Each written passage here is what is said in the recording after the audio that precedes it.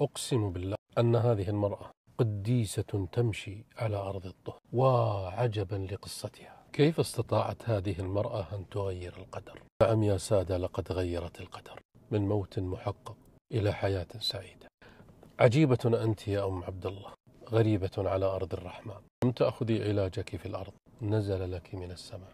والله ما أخذت علاجا ولا تناولت طبا، لكنه قدرا غير في السماء فنزل، وغيرته هي، لا دكتور ولا خبير ولا مستشفى ولا علاج. ماذا فعلت يا أم عبد الله؟ عجيبة أنت والله، قصة غريبة عجيبة، قصة أمل لكل مريض، قصة من تفاؤل لكل متشائم. كانت أم عبد الله مصابة بالسرطان، وكان السرطان ينهشها، وكانت تتألم كل يوم وتأخذ من العلاجات الكثيرة. وفجأة، نعم فجأة، أتت للدكتور وقالت له: يا دكتور، في بطني ولد، أنا حامل يا دكتور. جن جنون الدكتور، كيف تحملين وأنت تأخذين العلاج للسرطان، وهذا العلاج يشوه الجنين، يجب أن نقوم بعملية فورا. نعم فورا والآن، فحياتك في خطر، وإلا لن تنجي ولن ينجو. قالت: الله عطاني وتبيني أذبح؟ الله اللي نفخ الروح ما أقدر أحرمه. قال: يا أختي، هذا خطر عليك، وحياتك أولى، وبدل الجنين جنين، وبدل الطفل طفل يا أختي. قالت: والله لا يكون، فلأمت أنا وليحيا جنيني. أي قديسة تمشي على أرض الطهر أنت يا أختي. فأوقف الدكتور العلاج، قال لها: على مسؤوليتي. قالت: نعم وعلى الله. حملت واكتمل الحمل، ولدت وأرضعت، وبعد 2 أو 3 وقد قطعت العلاج تماما. ذهبت لدكتورها، كشف عنها، عمل لها التحاليل، لا شيء يا أم عبد الله. أين تعالجتي؟ من الذي أعطاك العلاج؟ لعله علاج جديد لا أعرفه. أين تعالجتي؟ نظرت إلى السماء، قالت: علاجي ليس في الأرض، ووالله إني لم أذهب إلى دكتور ولا طرقت باب عيادة، لا أخذت علاجا من أحد. قال لها: طيب شلون؟ مستحيل، سرطان من الدرجة الرابعة، يعني وضعك كان خطير.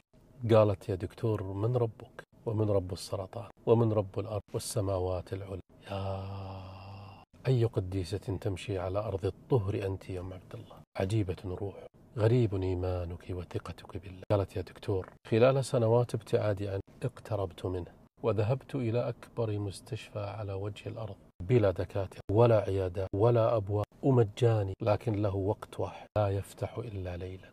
ذهبت إلى قيام الليل، إلى قداسة الليل، كنت أسجد بين يديه، وكنت أقول الدعاء: اللهم اجبرني جبرني يتعجب منه أهل السماوات والأرض.